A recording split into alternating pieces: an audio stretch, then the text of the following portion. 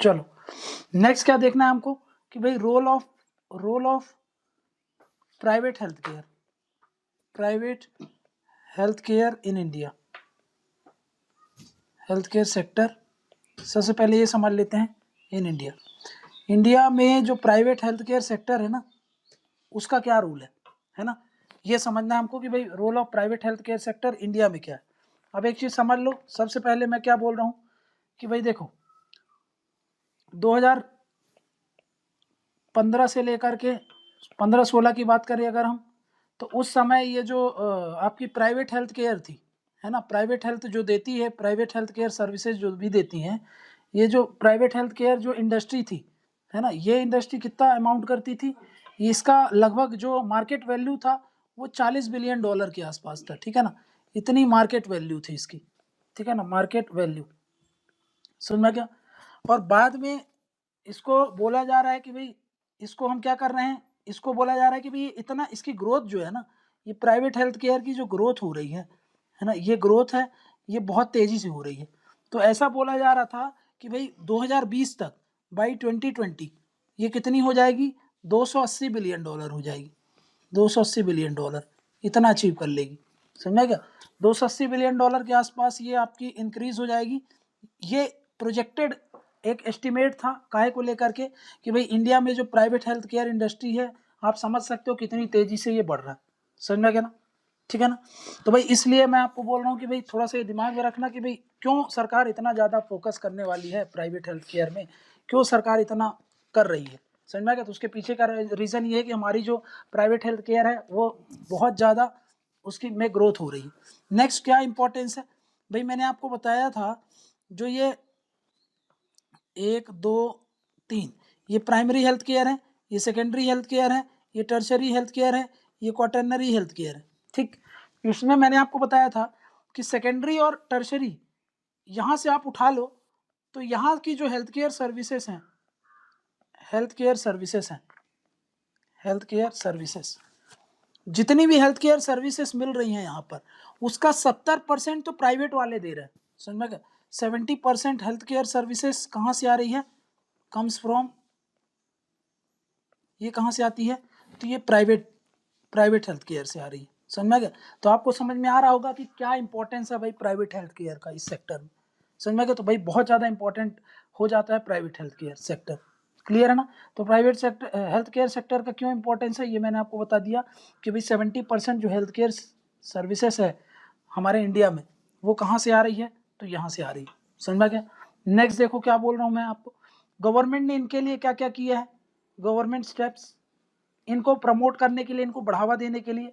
तो सबसे पहले जो डायरेक्ट टैक्स होता है ना, डायरेक्ट टैक्स जैसे इनकम टैक्स वगैरह, कॉर्पोरेट टैक्स वगैरह, ये सब जो होते हैं इनको कम कर रहा है कि भाई अगर आप प्राइवेट हेल्थ केयर सर्विसेज चला रहे हो तो बाकियों से जो भी टैक्स लेते हैं वो तो उनसे ले ही रहे हैं, लेकिन आपसे जो लेंगे वो थोड़ा सा कम लेंगे, समझ में क्या।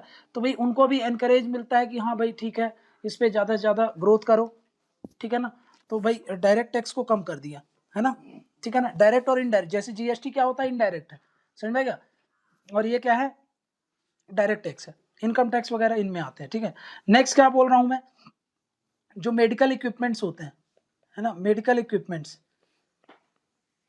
इक्विपमेंट्स मतलब कोई भी ऐसे इक्विपमेंट्स, कोई भी ऐसा चीज जिसको हम लाइफ सेविंग इंस्ट्रूमेंट की तरह यूज कर रहे हैं। जैसे एग्जांपल ले लो, लाइफ सेविंग इंस्ट्रूमेंट जैसे कि भाई हार्ट से रिलेटेड कोई अगर आप इंस्ट्रूमेंट बाहर से मंगवा रहे हो, समझ में आ गया, जिससे हम किसी की जान बचा सकते हैं। जैसे कई लोगों के पास भाई चलने के लिए पैर नहीं होता तो नकली पैर लगा दिया, आर्टिफिशियल अंदर किडनी वगैरह लगा दी, समझ में आ गया। जो ये सब क्या है, ये लाइफ सेविंग इंस्ट्रूमेंट। ये अगर हम इंपोर्ट करते हैं, इंपोर्ट मतलब हम आयात करते हैं बाहर से, ठीक है ना, हम इंपोर्ट करते हैं, बाहर से आयात कर रहे हैं, तो इन पर जो इंपोर्ट ड्यूटी होती है उसको कम कर दिया, है ना। बाहर से जो इंपोर्ट ड्यूटी होती है उसको हमने क्या कर दिया, कम कर दिया, समझ में क्या। तो भाई इसके अलावा जो ये इंस्ट्रूमेंट होते हैं, medical instruments, other medical instruments है ना, इन पर हम टैक्स कम लगाते हैं, है ना। मेडिकल इंस्ट्रूमेंट पर टैक्स कम लगाई जाती है सरकार के द्वारा, अगर इंडिया में ही मैन्युफैक्चरिंग कर रही है तो। और बाहर से अगर लाया जाता है उसको आयात किया जाता है तो उस पर इंपोर्ट ड्यूटी वगैरह सरकार कम लगाती है। समझ में गया। नेक्स्ट क्या है, नेक्स्ट ये है कि टैक्स एग्जेम्पशन देती है सरकार। टैक्स एग्जेम्पशन जैसे 5 साल के लिए टैक्स एग्जेम्पशन दे दी कि भाई अगर आप गांव में हॉस्पिटल खोलोगे तो 5 साल तक आपको टैक्स भरने की जरूरत नहीं। समझ में गया। टैक्स एग्जेम्पशन फॉर 5 ईयर्स, किसके लिए, ये है फॉर रूरल हॉस्पिटल। ठीक, रूरल हॉस्पिटल में अगर आप खोल रहे हो तो आपको टैक्स एग्जेम्पशन दे दिया जाएगा, ठीक है ना। नेक्स्ट क्या बोल रहा हूँ, कस्टम ड्यूटी तो मैंने आपको बता ही दिया, कम कर दिया मेडिकल इक्विपमेंट्स में, ठीक है ना। और मेडिकल इक्विपमेंट्स में टैक्स वगैरह भी सरकार ले रही है। नेक्स्ट क्या है, सब्सिडाइज्ड लैंड देती है। सब्सिडाइज मतलब जैसे कि लीज पर जमीन दे रही है तो सरकार आपसे पैसा लेती है, लीज पर देती है तो पर आपको सब्सिडी में दे रही है, मतलब बहुत कम पैसे में आपको दे रही है। Subsidised land for leasing activities, है ना भाई। सब्सिडाइज लैंड दे रही है ताकि आपको जमीन दे देगी सरकार। जैसे BHEL की जमीन इतनी खाली पड़ी है तो वो आपको दे देगी कि भाई हाँ इस पर आप जमीन बना लो, है ना। वैसे मेरे को 100 रुपए पर महीना लेना था लेकिन मैं आपसे क्या कितना लूंगा, आपसे 10 रुपए ले रहा हूँ। समझ में, मतलब आपको बहुत सब्सिडाइज रेट पे मैंने वो जमीन दे दी। समझ में आ गया। तो ये एक्टिविटीज करते हैं सरकार उनके लिए। नेक्स्ट क्या बोल रहे हैं, नेक्स्ट है 100% FDI अलाउड है। 100% FDI अलाउड है मतलब मान लो कि अमेरिका में एक कंपनी है एक्स, है ना, ये इंडिया में हॉस्पिटल खोलना चाहती है एक्स नाम से, तो क्या करेगी, एक सब्सिडरी बनाई एक्स इंडिया लिमिटेड, और यहाँ पर एक कंपनी खोल ली। इसका पूरा मालिकाना हक किसका है, इसका पूरा का पूरा मालिकाना हक है उस कंपनी का एक्स। मतलब इंडिया के किसी भी कंपनी के साथ कोलैबोरेशन नहीं किया, कुछ भी नहीं किया, सीधे अपनी सब्सिडरी कंपनी बनाई और मालिकाना हक पूरा 100% उसका है, तो ये भी अलाउड है। समझ में क्या।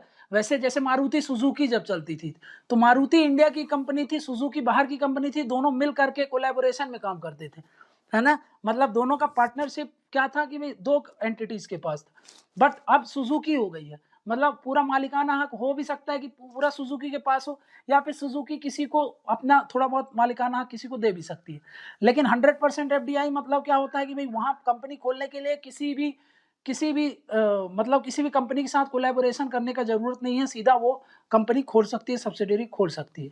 समझ में गया। नेक्स्ट क्या सरकार ने किया है, सरकार ने यहां पर इसी में गवर्नमेंट स्टेप में ही बोल रहा हूं, सरकार ने गवर्नमेंट स्टेप में ही इंडिया में अगर आपको प्राइवेट हेल्थ केयर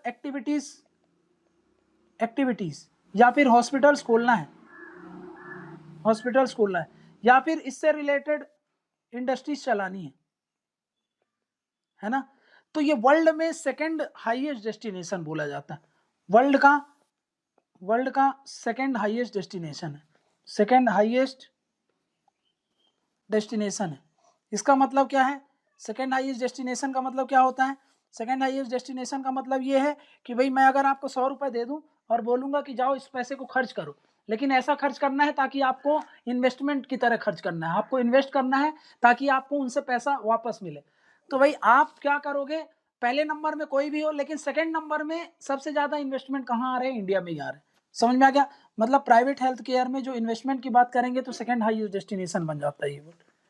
ठीक, ये इसलिए प्राइवेट हेल्थ केयर का इतना ज्यादा इंपॉर्टेंस है।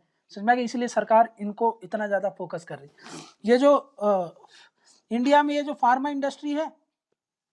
इंडस्ट्री प्लस इंडिया में जो ये प्राइवेट हेल्थ केयर इंडस्ट्री, इनको सनराइज सेक्टर बोला जाता है। सनराइज मतलब क्या होता है, उगता हुआ सेक्टर। सनराइज मतलब इनमें अभी बहुत ज्यादा ग्रोथ होने वाली है, और इनकी जो ग्रोथ होने वाली है ना, ग्रोथ होनी चाहिए वो डबल डिजिट में होनी है। मतलब 10 हो सकता है, 12 हो सकता है, 15 हो सकता है, 18 हो सकता है, मतलब ये याद रख लो आप, बस डबल डिजिट में रहे, है ना। डबल डिजिट से जो ग्रोथ हो रही है उसको हम बोल रहे हैं सनराइज इंडस्ट्री, ठीक है ना। तो और ये इनकी ग्रोथ है 16-17% तक इनकी ग्रोथ हो रही है ना। हमारी जीडीपी कितना 8% 9% की ग्रोथ होती है ना, लेकिन इनकी ग्रोथ अगर बात करें इनकी तो भाई 16-17% से ग्रोथ हो रही। समझ में गया, तो बहुत इंपॉर्टेंट है। तभी तो सोचो 4-5 साल के अंदर ये बोले जा रहा है कि 280 बिलियन हो जाएगा, 40 से, मतलब 7 गुना रफ्तार से बढ़ रहा है, हर साल 7 गुना उसका हो जा रहा है ना। पहले बोला था कि 2015-16 के आसपास ये कितना था, मैंने आपको बताया कि भाई 40 बिलियन, और 2020 में मैं बोल रहा हूँ आपको कि 280 बिलियन हो गया।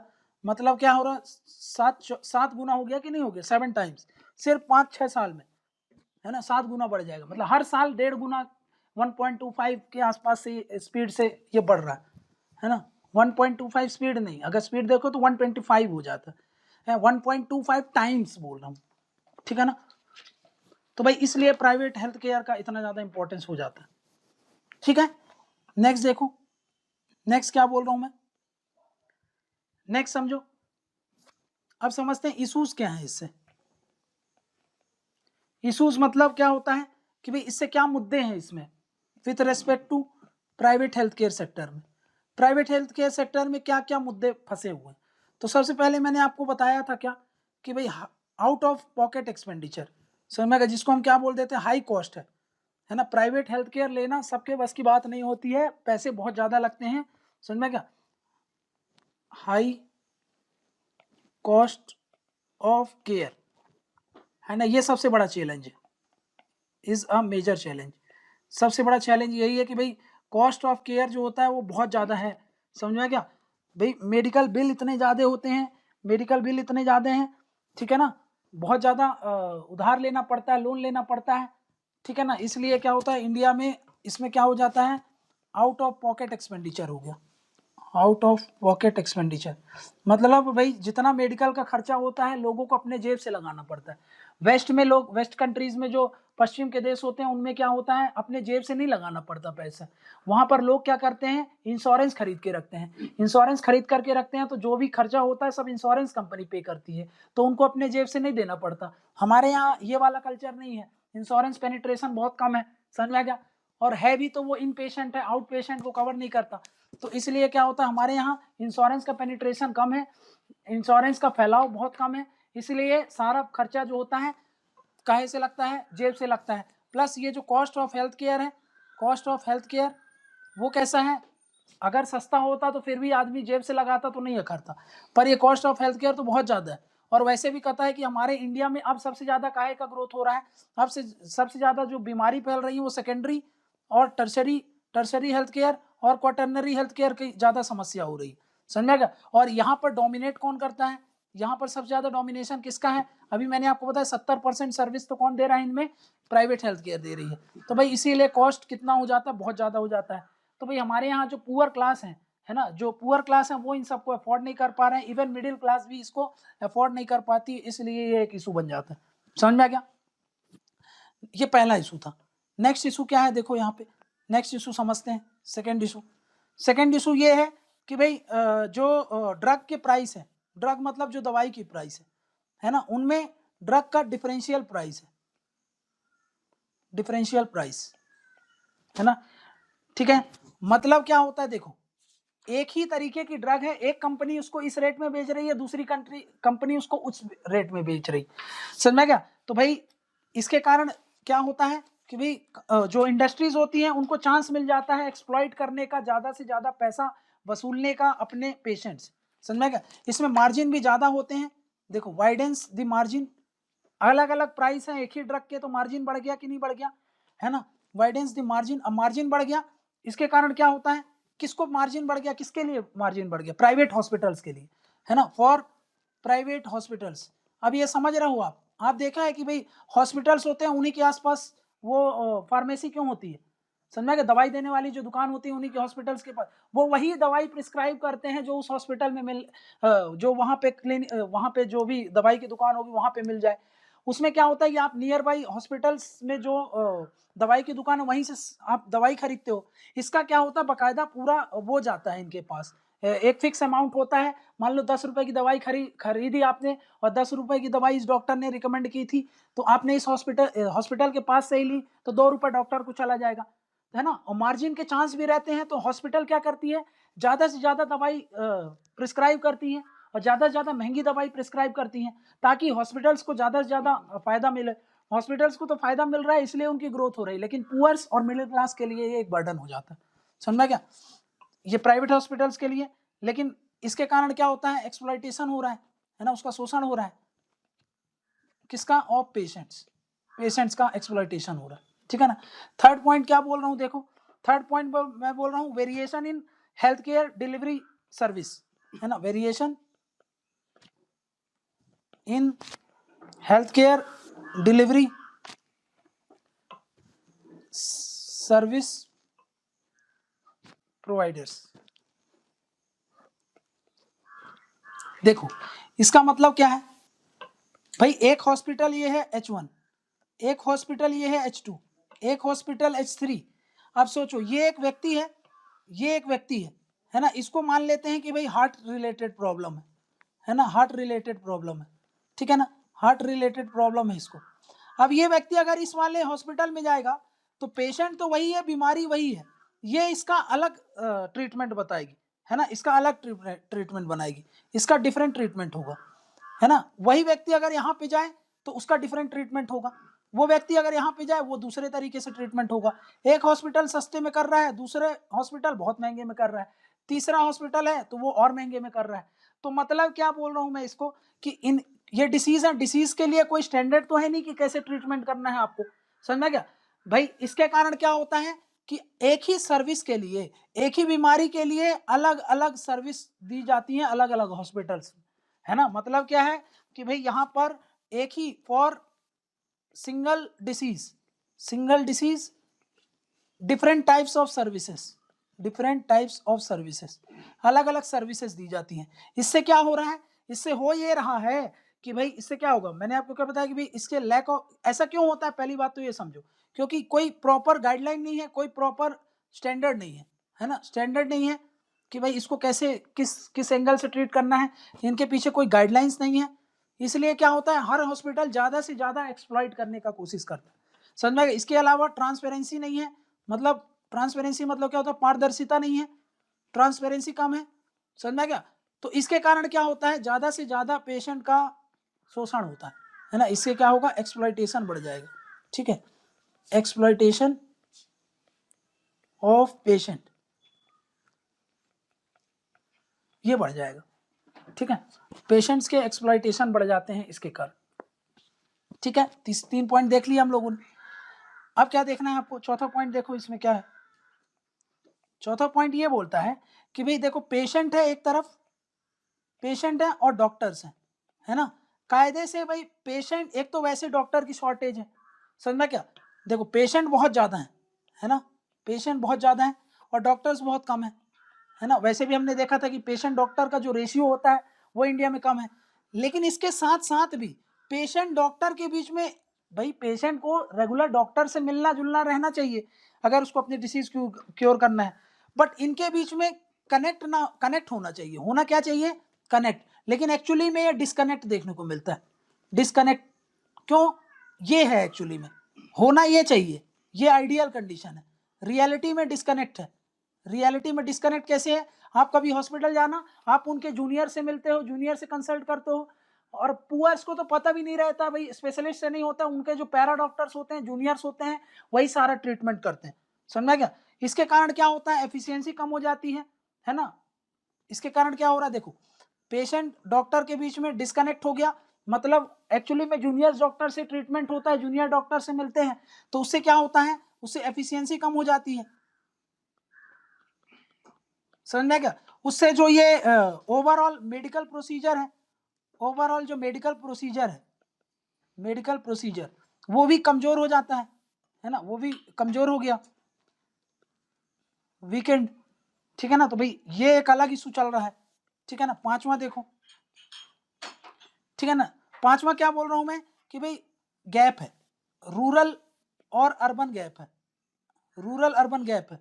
अब रूरल अर्बन गैप कैसे है, देखो अभी मैंने आपको क्या बताया था उस वाले लेक्चर में, उसमें बताया था कि भाई 100 डॉक्टर हैं, है ना, 100 डॉक्टर हैं, वो रूरल एरिया को सर्व कर रहे हैं और 400 डॉक्टर अर्बन एरियाज को सर्व कर रहे हैं। ज्यादा पॉपुलेशन कहां पर है, ज्यादा पॉपुलेशन रूरल एरियाज में है, लेकिन भाई ज्यादा डॉक्टर्स कम पॉपुलेशन को सर्व कर रहे हैं, और यहाँ पे ज्यादा पॉपुलेशन बैठी हुई है गांव में जिनको सर्व करने के लिए डॉक्टर ही नहीं।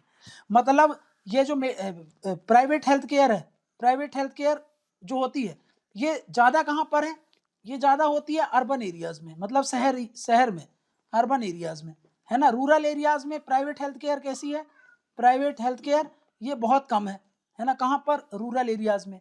तो भाई रूरल अर्बन गैप आ गया कि नहीं आ गया, रूरल एरियाज में बहुत सारे डॉक्टर होने चाहिए, लेकिन बहुत कम डॉक्टर हैं। अर्बन एरियाज में जितने डॉक्टर होना चाहिए उससे ज़रूरत से ज़्यादा डॉक्टर हैं, सारे वहीं पे कंसंट्रेट हो गए। तो भाई ये एक दिक्कत होती है काहे में, प्राइवेट हेल्थ केयर, क्योंकि इनका प्राइवेट हेल्थ केयर क्या होता है, प्राइवेट हेल्थ केयर किस लिए होता है, ये भाई मनी ओरिएंटेड होता है। मनी ओरिएंटेड मतलब ये क्या चाहते हैं, इनके पास पैसा आए बस, है ना, और कितना ज़्यादा से ज़्यादा पैसा आए। लेकिन पैसा कहाँ से आएगा, पैसा वहाँ से आएगा जहाँ पर एक हॉस्पिटल हो, एक हॉस्पिटल अपने छोटे से एरिया में ज़्यादा से, मान लो ये एक एरिया, एक भोपाल शहर है ना, भोपाल शहर है और एक ही हॉस्पिटल है ना, तो वो इसमें इतने सारी पॉपुलेशन है, इतने सारे लोग रहे, सब इसी हॉस्पिटल में जाकर के सर्विस लेंगे, है ना, तो इसको तो बढ़िया है। अब रूरल एरियाज में अगर ये खोलेगा तो सोचो भाई इसके पास जो कस्टमर होंगे वो कम आएंगे, समझ में, रूरल एरियाज में सोचो कस्टमर कम रहते हैं, तो वो क्या करते हैं, अवॉइड करते हैं रूरल एरियाज में हॉस्पिटल को खोलना, वो खोलते नहीं है। तो इसलिए क्या होता है कि रूरल एरियाज में हॉस्पिटल ही नहीं होते और अर्बन एरियाज में हॉस्पिटल ही हॉस्पिटल है, तो रूरल और अर्बन का एक गैप बन चुका है, समझना क्या। नेक्स्ट क्या बोल रहा हूं मैं, छठवां पॉइंट देखो, छठवां पॉइंट बोल रहा हूं कि भाई ये देखो, यहाँ पे ये पिरामिड बताया था मैंने, ये 4 तरीके का हेल्थ केयर बनाया, primary health care, secondary health care, tertiary health care, quaternary health care, ये देखा था हम लोगों ने। भाई मैंने आपको क्या बताया, प्राइवेट सेक्टर कहाँ पे फोकस करता है, सिर्फ यहाँ पर, प्राइवेट सेक्टर कहाँ पर डोमिनेट करता है, डोमिनेट्स हियर, ऊपर के ये जो ऊपर वाले हैं, समझ क्या, यहाँ की 70% सर्विसेज कौन देता है, प्राइवेट हेल्थ केयर देते हैं, समझ क्या। लेकिन यहाँ पर ध्यान दो, ये वाला कौन देगा फिर, ये वाला प्राइमरी हेल्थ केयर में, और सबसे ज्यादा बीमारी तो इसी के कारण होती है कि प्राइमरी हेल्थ केयर अच्छा नहीं है, इसीलिए सबसे ज्यादा बीमारी होती है, समझा रहा, तो भाई सबसे ज्यादा बीमारी इसी के कारण हो रही है। तो भाई इस पर ध्यान देने के लिए प्राइवेट सेक्टर ध्यान ही नहीं देता इस पर, तो प्राइवेट सेक्टर इसको इग्नोर करता है, प्राइवेट सेक्टर जो हेल्थ केयर है इग्नोर करता है किसको, ये नीचे वाला सेक्शन जो है प्राइमरी हेल्थ केयर को, इसको यहाँ पर लेस फोकस है, इसका इसका फोकस यहाँ पर कैसा है, फोकस कम है, इसका फोकस कहाँ पे ज्यादा है। और सबसे ज्यादा लोग जाते कहाँ से, इस स्टेज में तो तब जाएंगे ना जब यहाँ पर उनको ढंग से ट्रीटमेंट नहीं मिला, है ना भाई। पहले सर्दी जुकाम अगर आप, पहले सिम्टम्स हैं, पहले अगर आप क्योर नहीं करोगे, अर्ली डायग्नोज नहीं करोगे, अर्ली ट्रीटमेंट नहीं करोगे, तब तो जाकर के सेकेंडरी टर्सरी और थर्ड क्वाटरनरी प्रॉब्लम होती है। लेकिन सबसे ज्यादा प्रॉब्लम यहाँ पे फोकस करना चाहिए, इस वाले लेवल पे, बस इसको तो एकदम खाली छोड़ दिया है, प्राइवेट सेक्टर यहाँ एंटर ही नहीं होता, समझ में क्या, क्लियर। तो ये एक छठवां पॉइंट था इसमें। सातवां पॉइंट क्या है प्राइवेट हेल्थ केयर का, सातवां पॉइंट ये है कि भाई देखो नॉन कंप्लायंस है, non compliance with norms, with norms, है ना। नॉन कंप्लायंस मतलब कुछ रूल्स एंड रेगुलेशंस होते हैं, रूल्स हो गए, रेगुलेशंस हो गए, रेगुलेशंस हो गए, स्टैंडर्ड्स हो गए, इन स्टैंडर्ड्स को क्या करना पड़ता है, फॉलो करना चाहिए, है ना, to be followed, to be followed by private health care, private health care जो इंडस्ट्री होती है उनको ये सब फॉलो करना चाहिए, बट वो क्या करते हैं एक्चुअली में, इसको फॉलो नहीं करते, है ना, डू नॉट फॉलो देम, उनको क्या करते हैं, फॉलो ही नहीं करते, समझा क्या। इसके कारण क्या हो रहा है, इसके कारण ये होता है कि माल प्रैक्टिसेस बढ़ जाते हैं, माल प्रैक्टिसेस बढ़ गए, करप्शन बढ़ गया, करप्शन बढ़ गया। माल प्रैक्टिसेस मतलब समझो, माल प्रैक्टिसेस में यहाँ पे इलीगल एक्टिविटीज भी परफॉर्म होने लगती है, इलीगल एक्टिविटीज, समझना क्या, इलीगल एक्टिविटीज कैसे परफॉर्म होने लगती है, जैसे कि भाई आपने देखा होगा कि किडनी गायब कर देते हैं, है ना भाई, हॉस्पिटल में आप गए किसी और चीज का इलाज कराने, गरीब गरीब लोग को कुछ पता तो रहता नहीं है, तो अंदर के बॉडी पार्ट्स गायब कर दिए, उसमें क्या होता है, ऑर्गन ट्रैफिकिंग होता है ना, ऑर्गन ट्रैफिकिंग होता है, ठीक है ना, ठीक। तो ये सब माल प्रैक्टिसेस वगैरह भी देखते हैं। अब देखो क्या है इसमें, क्या है कि भाई इनमें ट्रांसपेरेंसी तो है नहीं, ट्रांसपेरेंसी है नहीं, इनका रेगुलर ऑडिट भी नहीं होता है ना, ऑडिट को भी ये मैनिपुलेट कर लेते हैं, जो उसका जांच होना चाहिए वो भी नहीं होता, इनकी अकाउंटेबिलिटी भी अच्छे से नहीं होती है, अकाउंटेबिलिटी मतलब जवाबदेहिता जो होनी चाहिए वो भी नहीं है ना, अकाउंटेबिलिटी वो भी ढंग से है, मतलब पुअर है। तो इसके कारण क्या हो रहा है, इसके कारण ये जब चीज़ें नहीं होती हैं, ये सब चीज़ें जब कमज़ोर हो जाएंगी तो ये वाले एक्टिविटीज़ को बढ़ावा मिलेगा, समझा क्या, क्लियर है ना। तो तो ये प्राइवेट हेल्थ केयर के साथ बहुत सारे समस्याएं थी जो हमने देख लिया। हाँ तो भाई आपको पता होना चाहिए प्राइवेट हेल्थ केयर में क्या क्या समस्याएं हैं। तो यहाँ से हमने प्राइवेट सेक्टर का जो भी इशूज था वो हमने देख लिया। अब एक चीज़ समझ लो मैं क्या बोल रहा हूँ, एक मॉडल समझ लो इंडिया का और वेस्ट का मॉडल, ठीक है ना। यहाँ पे समझो कि इंडिया में हेल्थ केयर कैसा है और वेस्ट में हेल्थ केयर मॉडल कैसा है ना। अब रही बात हेल्थ केयर है या एजुकेशन है, आपको कॉमन पॉइंट लिखना है। लेकिन मैं आपको क्या बोल रहा हूँ, देखो एक चीज़ समझो, यहाँ पे समझना मैं क्या बोल रहा हूँ।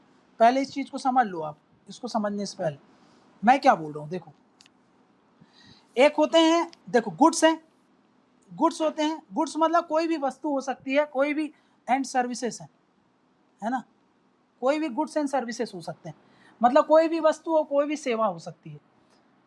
अब इसमें एक विशेष तरीके की सेवा होती है जिसको बोलते हैं हम, एक हेल्थ से रिलेटेड जो सेवा होती है और दूसरी एजुकेशन से रिलेटेड जो सेवा होती है। समझा क्या, हेल्थ से रिलेटेड और एजुकेशन से रिलेटेड, इनको बोलते हैं हम, ये क्या है, ये सामाजिक गुड्स हैं, है ना। ये कौन से गुड्स हैं, इसको बोलते हैं social goods, social goods and services.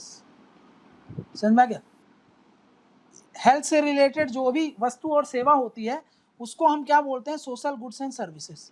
समझा क्या भाई, इनके कारण क्या होता है, समाज का निर्माण होता है। समझा क्या, इसीलिए ऐसी वस्तु है, इनके कारण क्या होता है, मानव संसाधन तैयार होते हैं।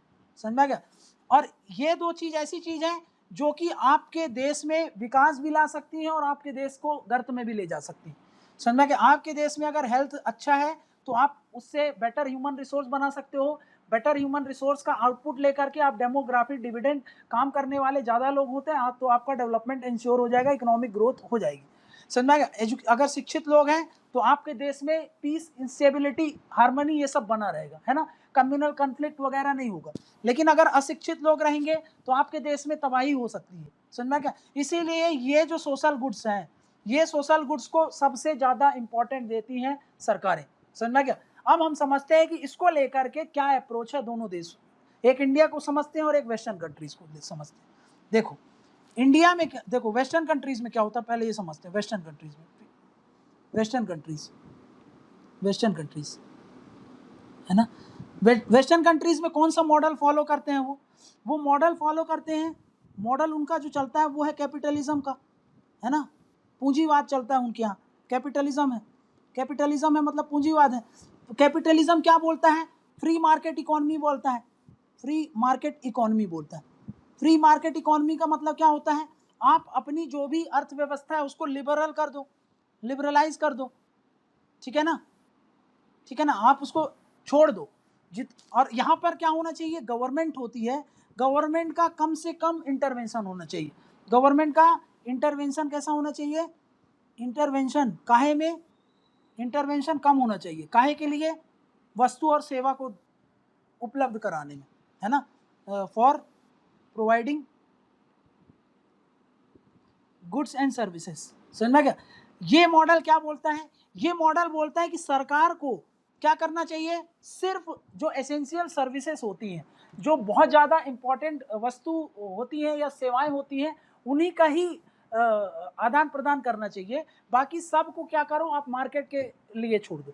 समझ में क्या, बाकी सारी वस्तु और सेवा छोड़ दो, मार्केट में अलग अलग इंडस्ट्रीज हैं, अलग अलग ऑर्गेनाइजेशन है, वो सब देंगे। समझ में क्या, तो ये क्या बोलता है, only essential services to be provided by state. समझा क्या भाई, सिर्फ एसेंशियल सर्विसेज किसको देनी चाहिए, स्टेट को देनी चाहिए। समझ में क्या, बाकी रेस्ट ऑल क्या करो, छोड़ दो मार्केट के ऊपर, leave it to market, market पर छोड़ दो।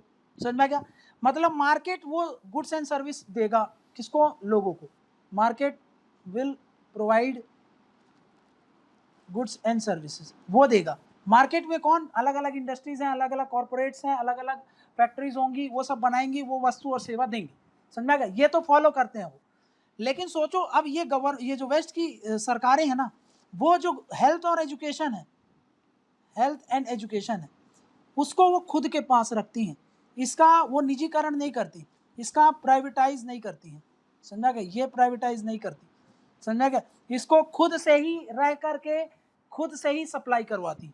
यूएस को बस छोड़ दो आप, बाकी जितनी यूरोपियन कंट्रीज हैं, स्कैंडिनेवियन कंट्रीज में आप देख लो, जर्मनी में देख लो, फ्रांस में देख लो, सब में यही मॉडल फॉलो करते हैं कि इसको वो क्या मानते हैं, इनको वो मानते हैं। जापान में देख लो आप, जापान में भी यही है, इसको वो कंसिडर करते हैं, कैसे कंसिडर करते हैं, as a social good, social good, समझ में गया। और सोशल गुड, अगर सोशल गुड है वो जिससे वो मानव संसाधन को तैयार करते हैं, तो इसका निजीकरण वो कभी नहीं करते हैं।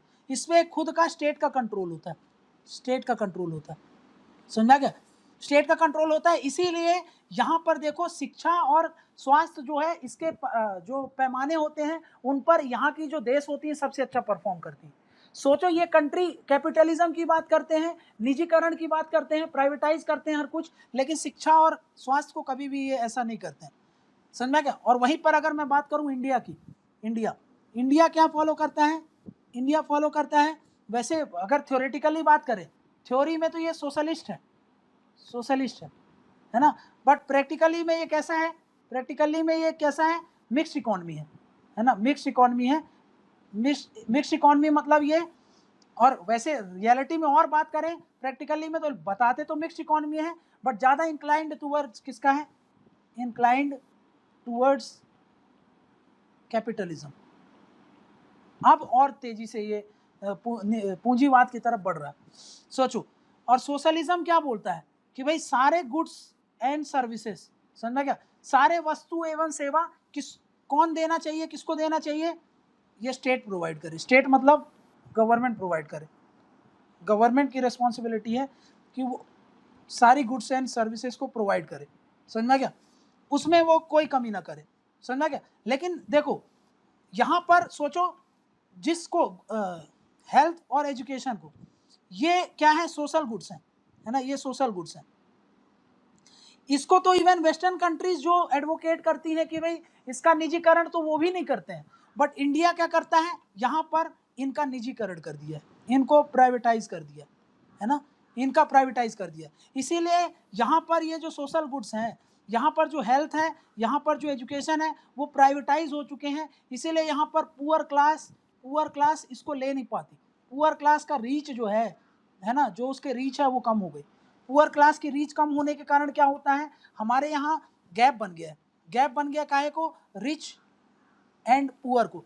वेस्टर्न कंट्रीज में ये गैप नहीं है, हेल्थ और एजुकेशन की सेवाएं हर व्यक्ति, हर वर्ग के लोग लेते हैं, क्योंकि वो जो सेवाएं कौन देता है, प्राइवेट कंपनीज नहीं दे रही हैं, वो भले अलग से दे लें, बट वहाँ पर सरकार आपको दे रही है। लेकिन हमारे यहाँ क्या है, हमारे यहाँ तो इन सब को प्राइवेटाइज करके रख दिया, और जो सरकार देती है उसमें कोई क्वालिटी नहीं है, और उस पर सरकार ध्यान भी नहीं दे रही। सरकार का भी यही मंशा है कि इसको ज़्यादा से ज़्यादा प्राइवेटाइज करो। इसके कारण क्या हो गया है कि इनकी सर्विसेज आपको लेनी है, तो इसका कॉस्ट क्या है, बढ़ गया, कॉस्ट बढ़ गया, कॉस्ट बढ़ गया है, मतलब ये पुअर क्लास के लिए और मिडिल क्लास के लिए इसका रीच कम हो गया, समझा क्या। इसके कारण क्या हो रहा है, इसके कारण रूरल अर्बन, जो रिच और पुअर का गैप हो गया, और रूरल और अर्बन का गैप हो गया, रूरल अर्बन का भी गैप हो गया, समझा क्या। इसके कारण क्या हो रहा है, हमारे यहाँ डिस्पैरिटीज आने लगी, डिस्पैरिटीज आने लगी, है ना, अलग अलग रूरल अर्बन में भी डिस्पैरिटी आ रही है, ये भी आ रही है। और इवन सेक्स को लेकर के डिस्पैरिटी हो गई, मेल फीमेल को लेकर के, समझा क्या, इसको भी लेकर के एजुकेशन में और हेल्थ में लेकर के डिस्पैरिटीज आ गई, समझा क्या।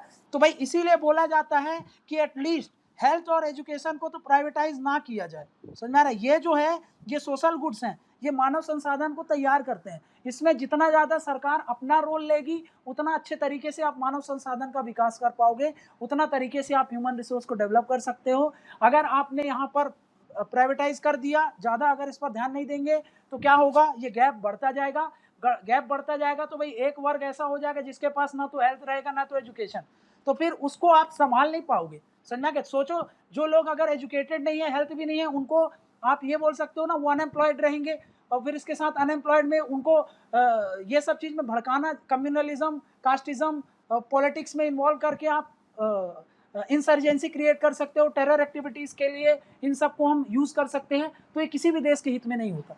इसीलिए ये जो सोशल गुड्स है, इस पर सरकार ज़्यादा से ज़्यादा ध्यान दे, और इसको कभी भी सजेशन है तो यही लिखो कि स्टेट को ही कंट्रोल करना चाहिए, समझ में आ गया। तो यहाँ पर हमने प्राइवेट सेक्टर का रोल और जो मॉडल है इंडिया का हेल्थ और एजुकेशन को लेकर के और वेस्टर्न का, वो हमने समझ लिया। ठीक है।